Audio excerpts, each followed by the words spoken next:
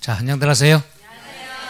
왜 갑자기 막 화기애애한 분위기가 있다가 갑자기 조용하니까 또 이상해요, 그죠? 오래간만에 뵙죠? 11월 달에는 입문서로에서 하루를 했죠. 전체적인 거 맛보기 하고, 그 다음 12월 달에 들어와서 오늘이 세 번째죠. 그러니까 이 책을 다 못 배우고 중요한 것만, 지방세에 대해서만 정리를 할게요. 그냥 뭔 말인지 모르시는 분 그냥 저 하는 대로 따라오면 되는 거예요. 자, 우리가 제일 먼저 우리가 어떤 걸 배웠냐 그러면 세금에 대해서 5가지를 배웠죠. 이름은 조세라고 합니다. 첫째, 부동산을 취득하면 뭘 내야 되죠? 취득세다. 그 다음에 등기 등록을 할 때 내는 걸 뭐라고 그러죠? 등록면허세. 여러분이 면허세 내야 되겠죠. 내년에 개업하면 공인중개사 자격이 생기면 1년에 한 번씩 면허세 냅니다. 그걸 뭐라고 그러죠? 등록면허세. 여러분 다 낼 거죠? 꼭 그렇지만은 않죠. 합격을 해야지 내는 거예요. 그 다음 돈을 많이 벌었다. 뭘 내야 되죠? 재산세. 고가의 부동산을 갖고 있다. 종부세, 종합부동산세. 이제 세법 개정안이 12, 16 발표 나왔죠? 절대 쳐다보지 마세요. 왜 그러냐 하면은 세법 개정은 처음에 안이 나옵니다. 안이 나와서 당장 실시하려고 던져요. 언론 플레이를 먼저 합니다. 세법 개정은 던져가지고 국민들의 반응을 봐요. 야, 반응이 너무 세다. 그러면 유예를 합니다. 따라서 이번에 양도소득세 중과세 하는 것은 반응들이 너무 안 좋아서 2021년도 양도분부터 중과세 하는 거예요. 근데 여러분은 언제 시험 보는 거죠? 그렇죠. 여러분한테 21년 있다 없다? 꼭 그렇지만은 않지만 그러니까 당장 여러분은 시험 대비를 하는 거지 실무에 대해서 필요 없다는 얘기죠. 따라서 2021년도 양도분부터 시행하는 양도소득세 중과세 이런 건 지금 신경 쓸 필요 있다 없다. 더 헷갈리는 거예요. 우린 20년도 시험 나오는 범위만 공부하면 되니까. 따라서 제가 항상 얘기합니다. 공부하실 때 되면은 시험 때까지 이런 얘기 뭐 하지만은 뉴스 프로그램은 보지 마세요. 왜냐하면은 개정안이 툭 나와요. 그럼 여러분은 아직까지 이론 정리가 안 됐는데 들어보니까 뭐 취득세 얘기가 나와, 종부세 나와. 왠지 평상시는 관심이 없었는데 세법 배우다 보니까 어디서 들어본 거야? 그럼 일부 보게 되죠. 이건 개정안이에요. 이게 통과가 될지 안 될지도 모르는 거고. 이거 여러분 괜히 헷갈리니까 될 수 있는 한 세법은 21년도 여러분 시험 볼 때 필요한 것들은 강의 시간에 제가 그때 말씀드릴 거예요. 그러니까 괜히 헷갈리지 않도록. 지금도 봐요. 종부세 하니까는 12, 16 저기 발표 나왔죠? 하니까 다 네 그러잖아. 왜 그런 걸 보는데? 21년도까지 또 시험 공부하시게? 그러니까 21년도 양도분부터 중과세 하는 거 빼버리고, 그 다음에 저번에도 한번 여러분한테 말씀드렸나? 전 강의할 때 항상 얘기합니다. 앞으로 모든 게 보유세는 강화될 수밖에 없어요. 강화될 수밖에 없고, 양도소득세가 지금 중과세 무겁죠? 그럼 보유세도 무겁고 양도도 무거우면 갖고 있지도 못하고 팔지도 못하고 이건 절대 잘못된 거라고 그랬죠. 그래서 앞으로는 당분간은 양도소득세 완화책이 나올 겁니다 하고 제가 이제 항상 개강 때마다 얘기했습니다. 요번에. 그랬더니 12, 16 대책이 나온 거예요. 양도소득세는 6개월, 내년 6월까지는 중과세를 유예하겠다. 결국 그렇게 될 수밖에 없는 거예요. 그래서 대한민국의 조세체제는 보유세는 강화하고 양도소득세는 우리가 완화가 돼야 팔란 얘기죠. 그럼 판다? 지금 뭐 내놓는다고 매물 나오고 난리 날 것 같죠? 꼭 그렇지만은 않아요. 그러니까 이건 뭘 요구하는 거냐? 1세대 1주택자 퇴직한 연세 드신 분이 집 하나 딱 있을 때 가진 건 연금뿐이 못 받는데 세금은 1,000만 원 돈을 내야 되니까 이런 분들은 대출받기 힘드니까 이런 분들은 팔고 이사 가세요. 이런 취지죠. 다주택자는 뭐예요? 가진 건 현금뿐이 없어요. 그렇잖아요. 뉴스에 보면 뉴스 보지 말라고 그랬는데 차고에 가니까 또 현금 따발이 무더기로 있고, 그죠? 그 다음에 저 베란다에 보면은 안 쓰는 저 세탁기 안에 보니까 외화 달러 뭉치 이만큼 있고.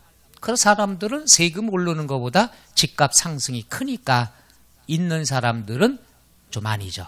하나만 더 얘기하면요, 요번에는 있는 사람들이 더 좋아서 난리 필 거예요. 왜? 없는 사람이 팔어. 판다면 판 매물이 많이 나와. 그럼 집값이 떨어져요. 집값이 떨어져. 사고 싶은 실수요자도 못 사. 대출이 안 되니까. 사고 싶어도 대출이 안 돼서 못 사요. 그럼 갖고 있는 사람은 팔고 싶어. 매물이 막 나와. 가격이 떨어지는데 실수요자는 돈이 없어 못 사요. 그럼 집값이 점차 하락이 되겠죠. 단기간적으로 하락해요. 앞으로 집값은 계속 올라갑니다. 제 개인적인 생각은. 그럼 집값이 하락해. 요때 대출 받을 필요 없는 부자들이 싸게 살 수 있지 않겠느냐. 요런 게 저희 이제 예측입니다. 아마 거의 그렇게 되겠죠.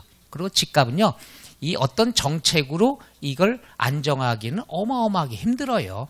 여태 모든 정권들에서. 그래서 대한민국은 집값과 땅값은 올라갈 수밖에 없다.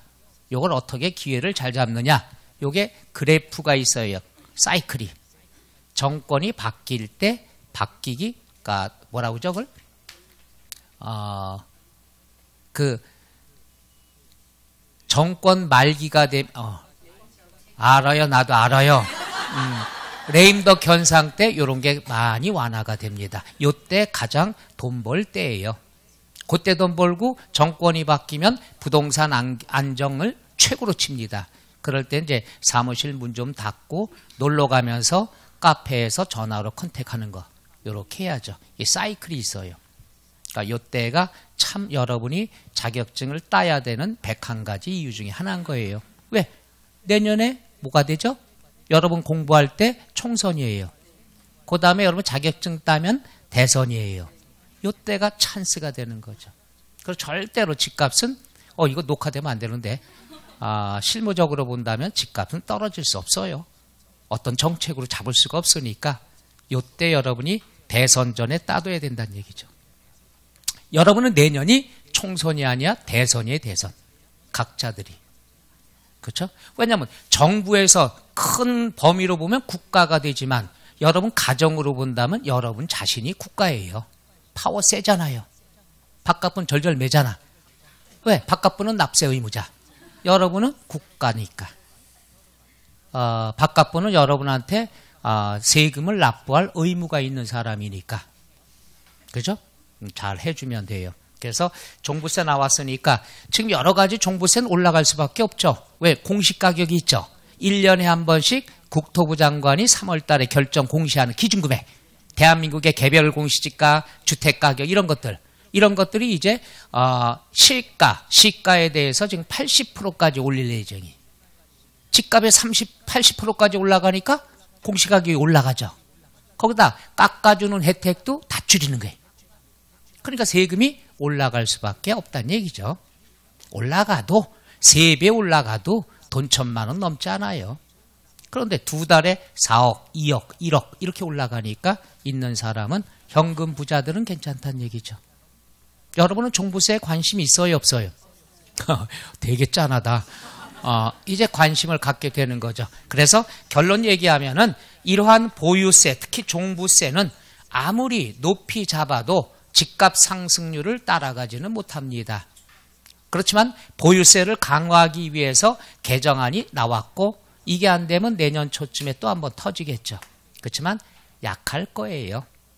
약할 거고. 그러니까 여러분은 절대로 뉴스에 나오는 뭐 종부세다, 재산세다 다 필요 없어요. 그냥 공부할 때만 들으면 된다는 얘기죠. 일단은 시험에 합격하시는 게 우선이니까. 그래서 세법은 앞으로도 나옵니다. 던져요. 던져가지고 저항이 세다. 그럼 슬그머니 후퇴하고 저항이 시원치 않다. 그러면 당장 시행을 합니다. 시행령 만들고. 그래서 이번에는 양도소득세가 요거라도 먹어서 2021년도 양도분부터 중과세한다. 우리는 신경 쓸 필요 있다 없다? 없다가 돼요. 그리고 여러분이 꼭 대선 전에 사무실을 열면은 조금 수입에 도움이 되지 않겠느냐 이런 거죠. 좋잖아요, 부동산. 여러분 돈 벌려고 나오신 거예요? 그것도 많이? 그것도 합격을 해야 될 텐데, 그죠? 여러분 소원은. 그래서 종부세는 왜 신경 쓰지 말라고 하냐면 얘는 시험에만 본다면 한 문제뿐이 안 나와요. 한 문제도 나오는 게 뻔해요. 근데 개정은 허구한 날이에요. 사실 이게 없어져야 되는 거거든요. 없어져야 될 건데 여태까지 버티고 있는 거죠. 그래서 얘는 한 문제뿐이 안 나와요. 실무에서는 공시가격이 올라가고 정신없고 하나만 더 얘기할까요? 오늘은 그냥 편하게 중요한 것들 배우는데 실무 나오니까 다 세금이 종부세 강화가 됐어. 강화가 됐는데 완화가 된 게 하나 있어요. 뭐냐 하면 요건 시험에도 곧잘 나오니까 1세대 1주택자가 있어요. 한 가족이 집을 몇 개 갖고 있다? 그런데 명의가 단독명의 있다. 옛날에 개발되기 전에 어르신들이 젊었을 때 집 하나 샀어요.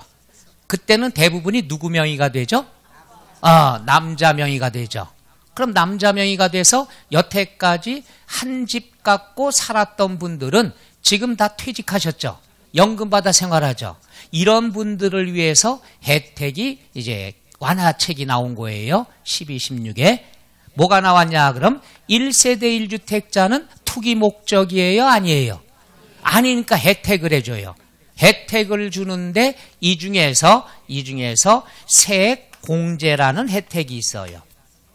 산출한 세금을 그 중에서 또 깎아주는 거야.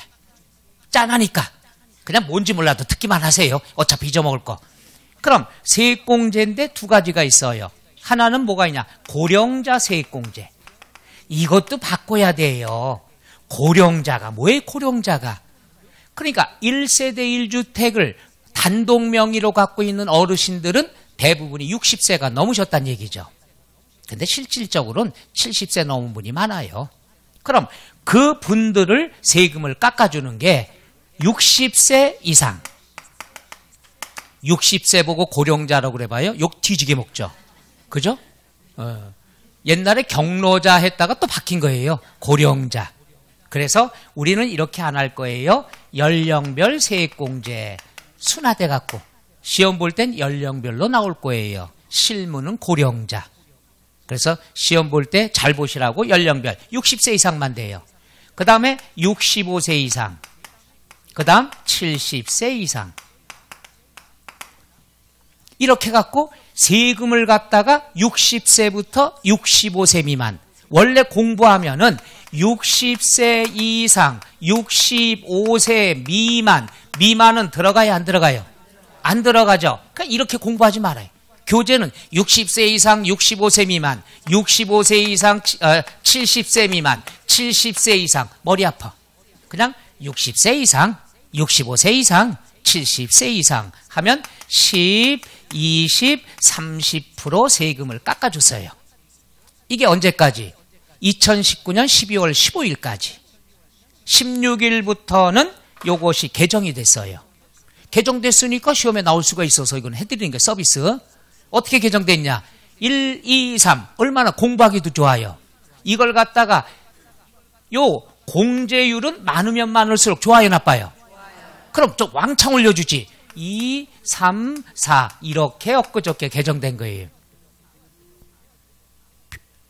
표정이 많이 해주는데 이건 아니죠. 좀 되려면 2, 4, 6 뭐 이렇게 하든가. 그죠? 그래서 이게 개정된 내용. 그러니까 이 고령자 세액공제만 어떻게 되느냐 하면은 혜택을 더 주는 거야. 공제는 많으면 많을수록 좋은 거니까요. 그리고 또 하나 유치하게 개정된 거.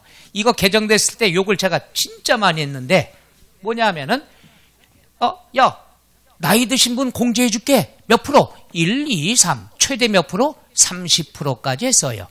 30%. 이제 이렇게 개정이 됐어요. 그 다음에 뭐가 있느냐 그러면 보유기간별 공제가 있어요. 보유기간별 공제는 1세대 1주택자가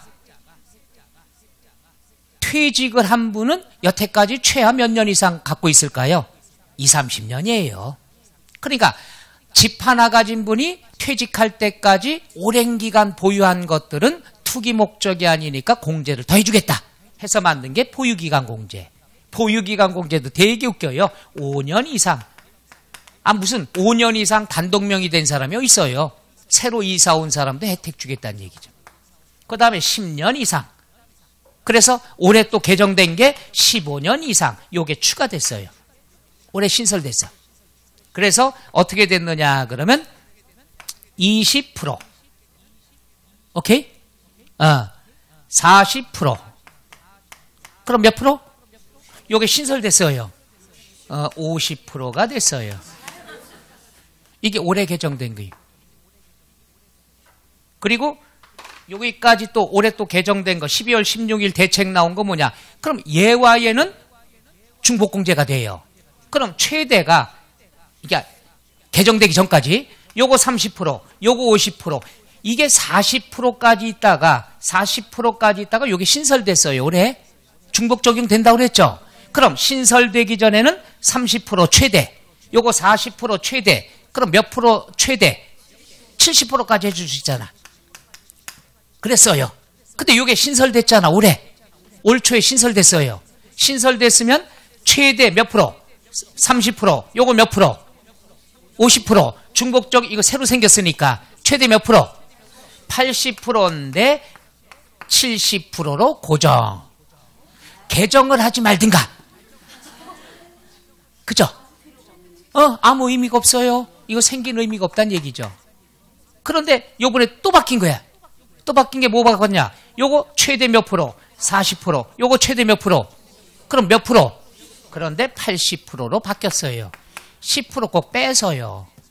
참 이 개정이 너무한 거야. 하려면 15년 이상 되고 70세 이상이 됐으면 이제 오늘 내일 하시는데 그 혜택 집 하나 딸랑 있는 거. 지금 이렇게 개정된 내용입니다. 오늘 여러분 배운 지 얼마 안 된 분들한테 이걸 얘기해 준다는 건 뭐 어렵다고 생각할 수가 있겠지만 어차피 잊어먹을 거 따끈따끈하게 개정됐으니까 시험에 나올 가능성이 있기 때문에 한번 간단히 해봤습니다. 좀 이해가 어렵죠? 그래서 잊어먹어라 이래서 한번 설명을 했습니다. 이런 것이 완화책 하나, 나머지는 다 종부세가 강화가 됐어. 세율도 올라가고 그 다음에 공시가격도 올라가고 요것만 공제가 조금 늘어난 거. 어떤 분만 1세대 1주택 단독명의 돼 있는 거. 공동명의도 안 돼요. 단독명의에 대해서만 해당이 되니까. 요거 시험에 단골 메뉴거든요. 29회 때도 나왔고 했던 것들입니다. 그래서 개정됐으니까 한 번쯤은 출제가 될 것 같아서 한번 다뤄봤습니다. 이렇게 많이 바뀌면 뭐해? 한 문제뿐이 안 나오는데. 그죠? 그리고 이제 이것도 또 앞으로 또 개정이 돼야죠.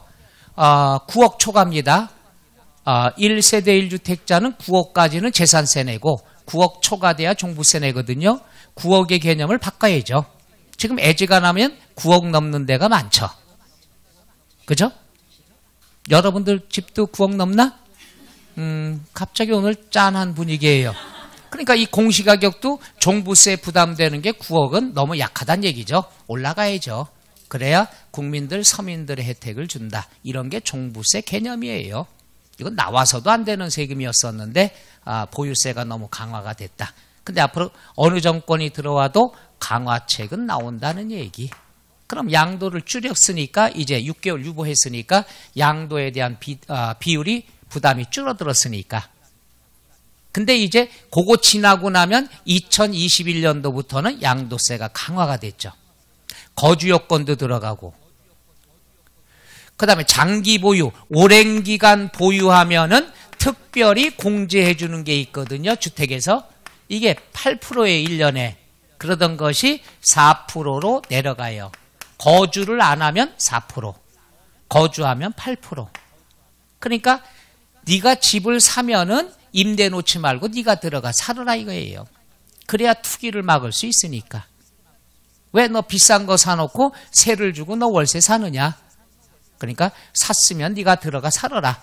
그러면 공제 혜택을 반으로 줄이겠다, 안 살면. 요게 이제 12, 16 개정안에 포함된 거죠. 그러니까 집이라는 건 주거용으로 사용만 해라. 투기 목적으로 쓰지 말아라. 취지는 좋죠. 그런데 여러 가지로 지금 요 내용들이 이제 개정이 됐고, 양도에 관한 건 뭐 21년도부터 시행되는 거 유예가 됐으니까 요 정도로 12, 16 명세기세법 배우셨으니까 어떤 것이 어떻게 돌아간다는 한번 듣기만 하면 된다는 얘기죠. 절대 뉴스 프로그램 보지 마세요. 자, 이제 시험용으로 들어가서, 자, 그 다음에, 자, 이제 2021년도부터 중과세 대상되는 거, 양도하면 뭘 내야 되죠? 양도소득세가 된다. 양도소득세가 된다. 요 다섯 가지 조세에 대해서 사용되는 용어를 총정리한 거, 이게 뭐죠? 조세 총론. 여기서 몇 문제? 세 문제. 여기도 세 문제, 한 문제, 세 문제, 한 문제, 다섯 문제. 의심병이 도진 사람은 또 이걸 두들기고 있어요. 16개 맞나. 자, 해서 요렇게 돼서 11월, 12월 달은 우리가 지방세, 시간이 없으니까 지방세만 정리하기 위해서 요거 했고, 요거 했고, 요거는 빼놓고, 한 문제뿐이 안 나오니까 요건 1월 달에 배우도록 하고요. 오늘은 재산세 들어갈까 합니다. 그럼 벌써 하나, 둘, 셋, 16개 중에서 오늘만 잘 배우면 9문제는 먹고 들어간다는 얘기죠. 크지 않아요? 놀래지도 않아. 이제 16개 중에서 9개란 얘기죠.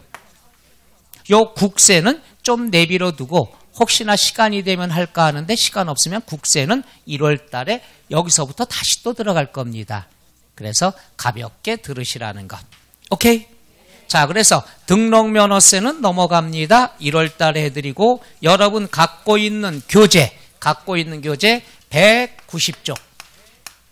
190쪽에 뭐가 나와 있느냐? 재산세. 몇 문제 나온다고 그랬죠? 세 문제. 재산세는 굉장히 범위가 넓습니다. 그래서 하나하나씩 보면은 190쪽에 재산세 1절 보면은 의 및 과세 대상물이 나와 있죠. 자, 의라는 건 첫째, 모든 조세는 특징이라고 통일할게요. 의고 뭐고 필요 없어. 재산세 특징이 뭐냐? 특징부터 출발할게요. 그럼 재산세다 그랬으면은, 재산세다 그러면 보유세죠. 그리고 국세예요, 지방세예요? 오, 잘하시네. 지방세인데, 지방세에서 요거 배웠죠? 인천광역시 서구다 그러면 취득세는 어디서 걷죠? 광역시. 그 다음에 재산세는 어디서 걷죠? 서구. 따라서 지방세는 시청, 군청, 구청에서 걷는다. 그래서 뭐가 됩니까? 시군구세라 합니다. 뭐라고 그래요? 시군구세다. 이렇게 먼저 알아두시면 돼요. 그 다음에 여기에서 제일 중요한 건 과세 기준일이 있다는 것. 과세 기준일은 뭐냐? 세금을 부과하는 기준되는 날. 이건 왜 써놨냐 하면요, 이거예요. 재산이라는 것은 여러분 개개인이 다 다르죠. 이분은 어저께 집을 팔았어. 이분은 오늘 집을 샀어. 이분은 땅을 팔았어. 각자 재산 보유가 있다가 없고 없다가 생기죠. 일일이 개인에 맞출 수가 없어요. 그래서 공표를 합니다. 친애하는 국민 여러분, 우리가 오늘 세금을 부과하는 기준일을 선포합니다. 1년 중에서 요 날짜에 재산이 있으면 재산세 내고, 요 날짜에 재산이 없으면 낼 필요 없습니다. 그 날짜를 뭐라고 그런다? 과세 기준일. 요건 콕 찍어 몇 월 며칠? 6월 1일. 그러니까 재산세 안 내고 싶다. 5월 말까지 잔금 받고 팔아버리면 돼. 그 다음에 나 재산세 내고 싶어. 안달이 나 있다. 그러면 6월 1일 날 움켜쥐고 있으면 돼요. 따라서 여러분 집이 하나 있다. 그럼 5월 말까지 팔아봐. 그럼 6월 1일 그 연도는 재산세 고지서 안 날라옵니다. 무주택자가 되니까. 따라서 재산은 항상 몇 월 며칠 기준이에요? 6월 1일. 요 날짜를 뭐라고 얘기하느냐? 과세, 기준, 일. 요렇게 알아두면 되죠. 그 다음에 이 특징은 뒤에서 나오겠지만 얘는 물납제도도 있고 분납제도도 있다. 기억나나요? 물납제도, 물건으로 세금 납부할 수 있고 두 번에 나눠낼 수가 있다. 이것은 총론 시간에 했습니다. 그래서 오늘은 넘어갈게요. 그 다음 소액, 징수, 면제라는 제도가 있다. 액수가 적은 건 징수를 포기한다. 요거는 뭡니까? 고지서 한 매당. 오, 대단해. 여러분 집에 전기요금 고지서 있어요. 그 고지서 한 장을 인쇄하면서부터 발급할 때까지 들어간 소요된 비용이 얼마? 따라서 2,000원 미만이면 손해보겠죠. 그러니까 고지서 안 보낸다는 얘기죠. 2,000원 미만이니까 2,000원 들어가야 안 들어가요? 또 슬슬 헷갈리기 시작하죠. 이건 할 때마다 그래. 2,000원 미만이다 그랬으면은 2,000원 안 들어가요. 따라서 1,990원까지는 징수를 포기한다는 얘기죠. 왜? 적자 보니까. 그런데 딱 2,000원인 경우에는 징수한다 안 한다? 그렇죠. 이게 세법이 이런 거예요. 악착같이 국민들, 표현이 이렇게 하면 안 되는데 뺏겠다 이거죠. 그러니까 나는 이득도 없어. 이득도 없지만 국민한테 받겠다는 얘기예요. 2,000원 걷어가지고 2,000원 비용으로 떨궈서 정부 수입이 하나도 없다 하더라도 본전치긴 하겠다는 얘기죠. 다만 손해는 안 보겠다는 얘기. 이걸 뭐라고 그러죠? 소액, 징수, 면제. 이것도 조만간 올라가야 되겠죠.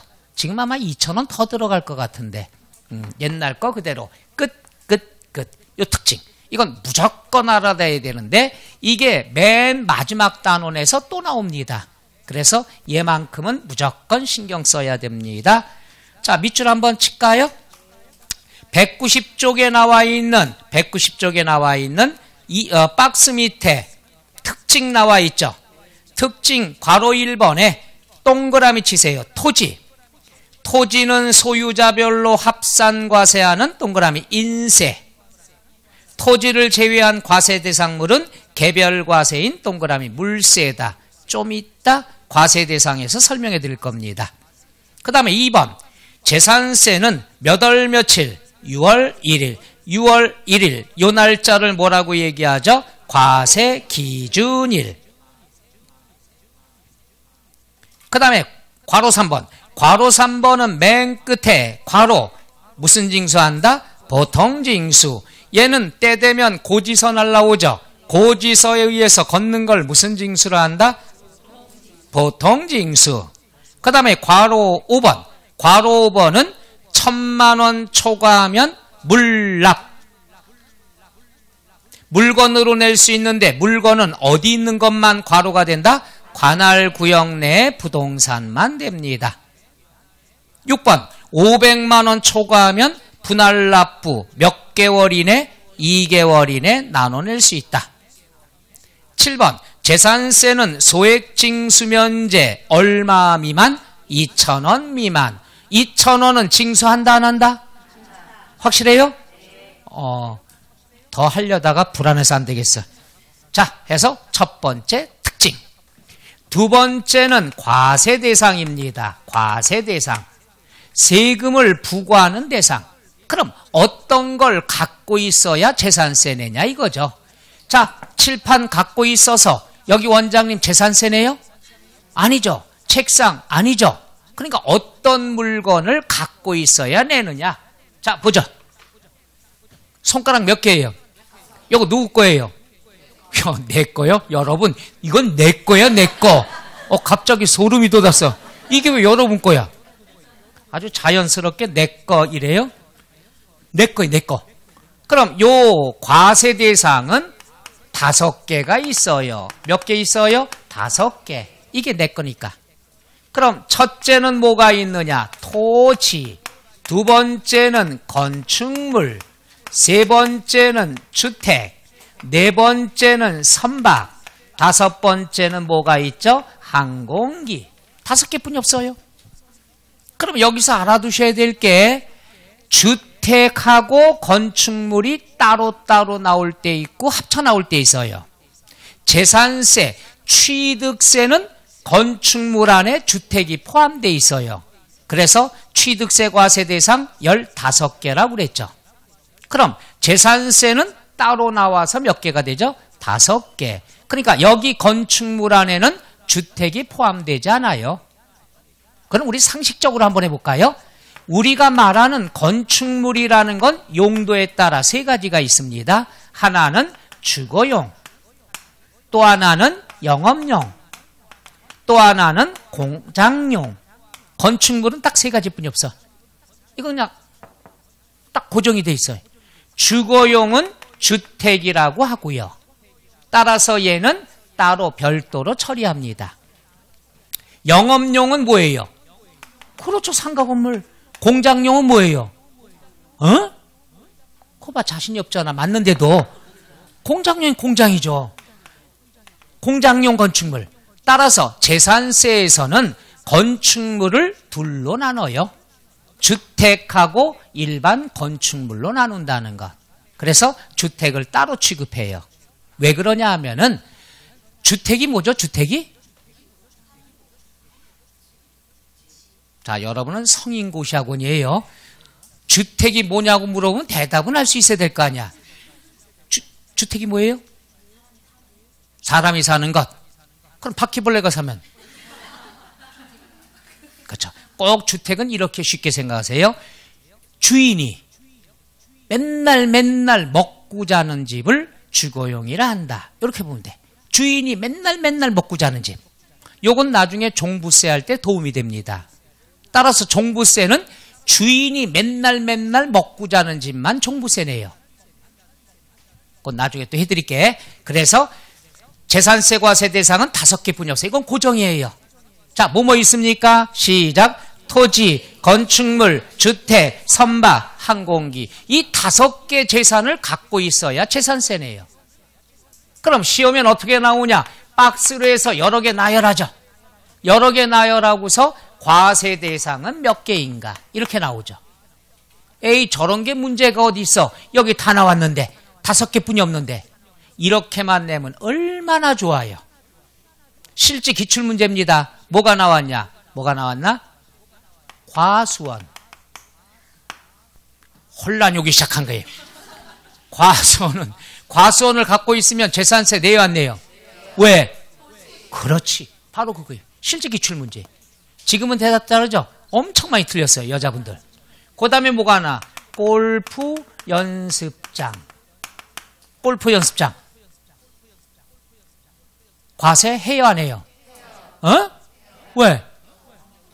거봐. 왜 하는 순간에 반이 다 죽잖아요.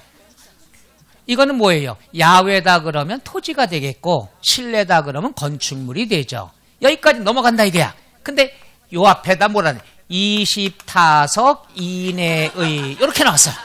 실제 기출문제예요. 이거 이때부터 혼란이 오기 시작하는 거예요. 20이 왜 나왔을까? 이 숫자가 왜 나왔을까? 숫자만 나오면 정신없어요. 이렇게 쉽게 생각하면 되는데. 그래서 세법은 이렇게 심오한 게 나오는 게 아니라 착각을 유도하는 게 나온다는 얘기죠. 이렇게만 나오면 얼마나 좋아요. 이렇게 실제로 재산세 기출문제가 요거 나온 적이 있습니다. 2가지가. 그 다음에 옛날에 보면 뭐가 단골이냐? 자동차. 자동차는 1년에 한 번씩 세금 내는 건 맞아요. 그건 재산세가 아니라 뭐가 된다? 자동차세가 된다는 것. 바로 그 3가지만 조심하면은 끝. 5개뿐이 없어요. 자, 그럼 이제 한번 또 정리해보죠. 5개 다 해야 되냐? 아니에요. 여러분, 비행기 있어요? 없어요. 배 있어요? 그 다음부터는 없어도 있는 거예요. 집 있어요? 없어요? 상가 건물 있어요? 없어요? 물어보기 전에 대답하지 말고. 그 다음 땅 있어요? 없어요? 그러니까 요 3가지가 집중적으로 출제가 됩니다. 3가지가 집중적으로 출제가 된다는 것. 그 중에서 제일 어려운 게 토지. 따라서 토지는 29회 때 출제가 됐어요. 30회 때 안 나왔어요. 31회 때 토지에 대한 게 나타날 수가 있죠. 뭐가 나타나느냐? 여긴 3가지 땅이 있어요. 첫째는 뭐냐? 분리 과세 대상 토지가 있어요. 분리 과세. 이따가 여러분이 마지막 시간에 힘들어하면은 이거 설명하면 반 죽습니다. 한번 핑계거리 기절할 강의를 한번 해볼게요. 그 다음에 별도 합산 토지, 종합 합산 토지, 요 세 가지 찾는 거. 그러니까 이렇게 문제 지문이 나와가지고 다음 중 분리과세 토지는 몇 개인가? 요거 찾는 거, 분리하는 거. 요것은 이따가 자세하게 한번 설명을 해볼까 합니다. 해보자. 분리과세, 별도 합산, 종합 합산. 자, 그래서 191쪽에 2번 과세 대상물 나와 있죠. 과세 대상물은 자, 첫째 괄호 1번. 요거 꼭 알아두셔요. 과세 대상 물건이 공부상의 등재 현황과 사실상의 현황이 동그라미 상이한 경우에는, 다른 경우에는 요거예요. 뭘 적용한다? 사실상 현황. 자, 여기 보세요. 이런 거 있죠. 조금만 외곽거리에 가면 기와집이 있어. 주거용이에요, 주택. 근데 거기에서 보리밥을 팔아요. 지금 여기서 제가 얘기하는 건 항상 점심 때 먹고 싶은 메뉴를 항상 설명합니다. 그럼 원장님이 밖에서 보시다가 꼭 그걸로 점심을 사주더라고요. 왠지 머리 잘 쓰죠? 그럼 꼭 그 다음에 가면은 그 수강생분이 그래.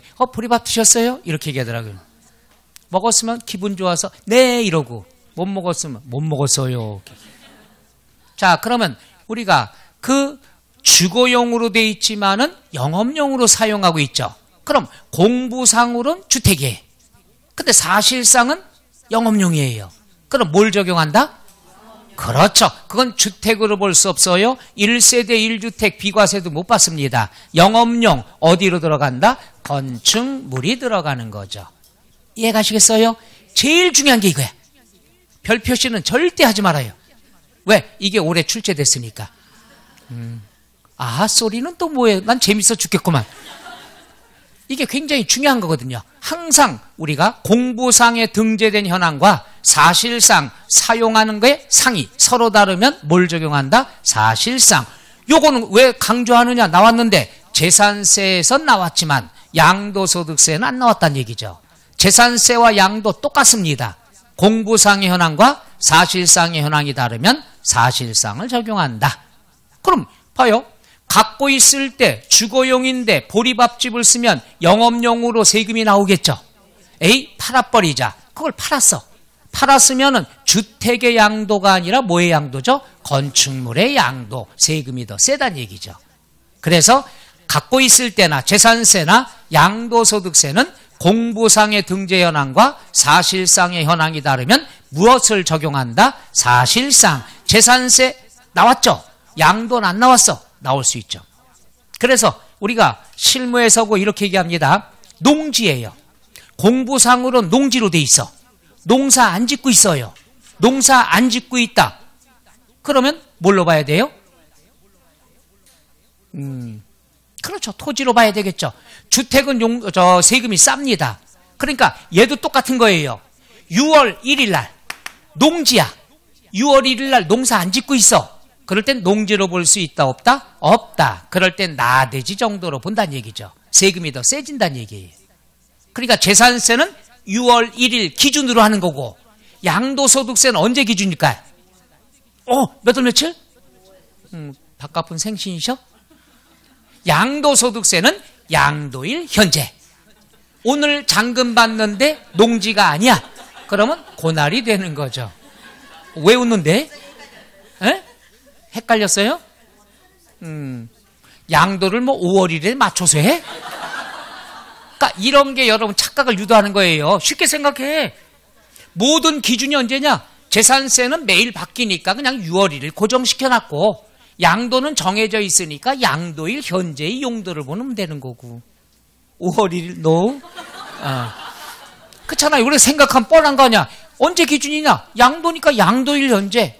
그래서 우리가 실무에서는 항상 여러분 상담 들어오면 꼭 이상해요. 일 저지르고 상담해요. 이 양도에서 절세하려면 사전 작업이 들어가야 돼요. 이거 농사를 안 짓고 있어.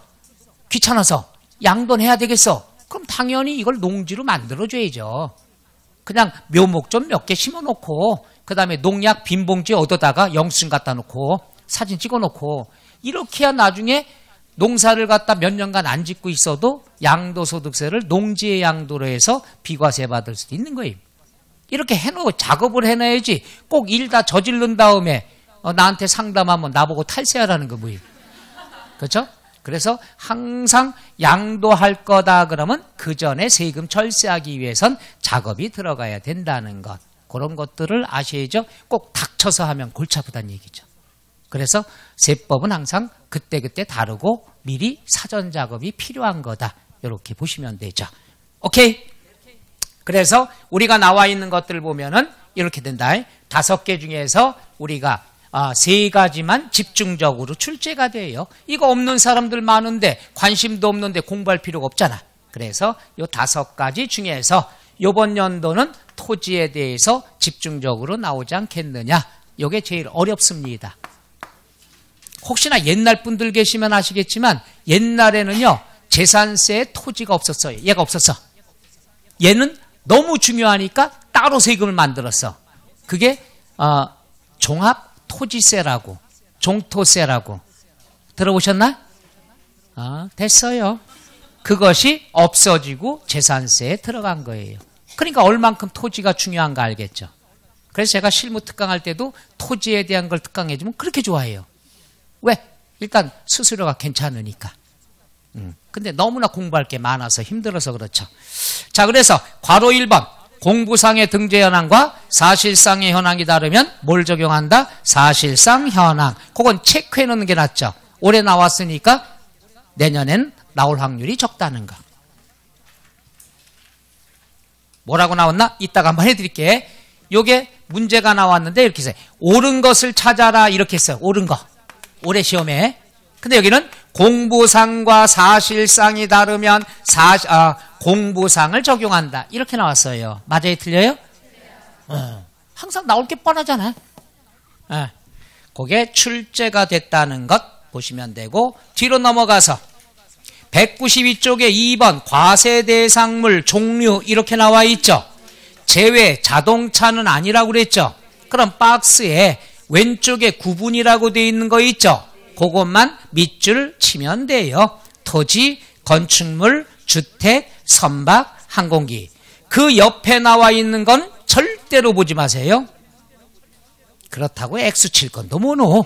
어차피 1월 달에 할 건데 12월까지는 보지 말란 얘기죠. 그거에 대한 설명이 무지 많이 나왔어요.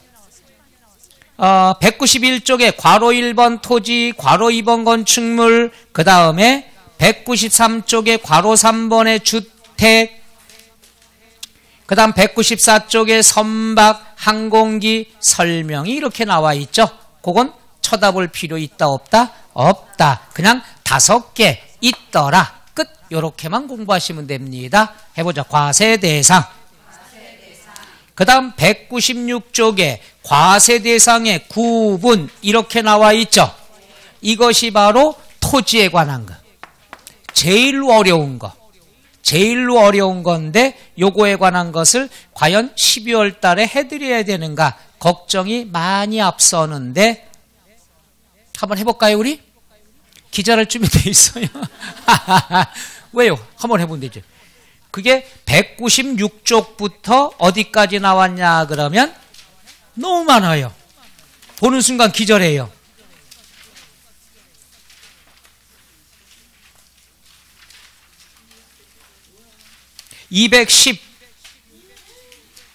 왜 벌써부터 놀리면 217 맨 위에 3절 납세 의무자 바로 전까지요.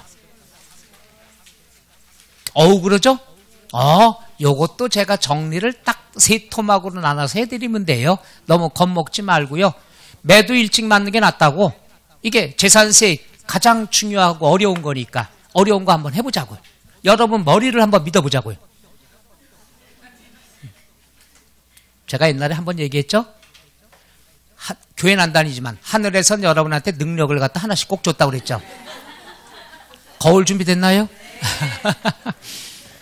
자, 그럼 거기까지에 관한 것을 한번 서비스로 여기다 해볼게요. 요거는 토지의 구분. 토지를 구분하는 것. 토지의 구분은 세 가지 나온다고 그랬죠? 자, 여기다가 한번 해드릴게. 토지의 구분이다 그러면 토지는 세 가지로 나누는데 분리과세 토지. 분리과세 토지가 있고요. 그 다음 별도 합산 토지가 있어요. 종합합산 토지가 있습니다. 제일 어려운 거예요. 먼저 한번 볼게요. 간단히 분리과세가 뭐냐? 농지다 이렇게 공부하면 돼. 농지. 농지는 세금이 싸요. 그 다음에 별도 합산이다 그러는 건 사업용 토지예요. 사업용. 사업하기 위해서 필요한 거야. 이건 공부 안 해도 알아요. 그 다음에 종합합산은 비사업용 토지, 놀리는 땅.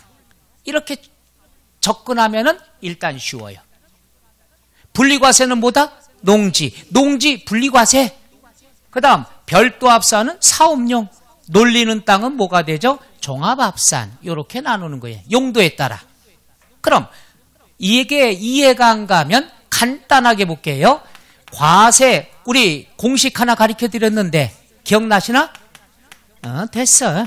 과세 표준 곱하기 세율은 산출세액이 나온다. 이거죠. 그러면 우리가 세율이라는 것은 과세 표준이 크면은 세율도 높아요. 그러니까 과세 표준을 줄이는 게 좋다는 얘기죠. 이해가나요? 과세 표준이 따로다. 그럼 분리과세예요. 따로니까 세금이 싸. 그런데 종합합산, 별도합산은 이걸 합산을 해. 그럼 과세 표준이 커지죠. 그러면 세율이 높아지겠죠. 그럼 세금이 크죠. 그러니까 과세 표준이라는 건 세금을 부과하는 기준금액이야. 금액은 분산시키는 게 싸다. 왜? 금액이 적으면 세율이 낮은 걸 적용하니까. 금액이 크면은 세율이 높은 걸 적용하니까. 그걸 누진세율이라고 하잖아요. 전기요금처럼 누진제. 자, 그래서 요거에 관한 것은 이해가 안 가면 이렇게 한번 해보면 좋은데, 여러분 오늘 점심 뭐 드시나? 뷔페 어때요? 뷔페 1인당 10만 원 정도. 기대하지 마. 내가 내는 건 아니고 예를 들어 하는데 괜히 뭔가 눈에 기대치가 있어. 자, 1인당 10만 원 이 정도는 돼야 뷔페죠. 그죠? 그럼 10만 원씩 가서 먹었어요. 드셨어요. 그럼 나올 때 얼마 내고 나와요? 이번 또 계산하고 있어. 어려워서 친구 걸 내줄까 말까. 10만 원씩이죠. 요게 분리과세.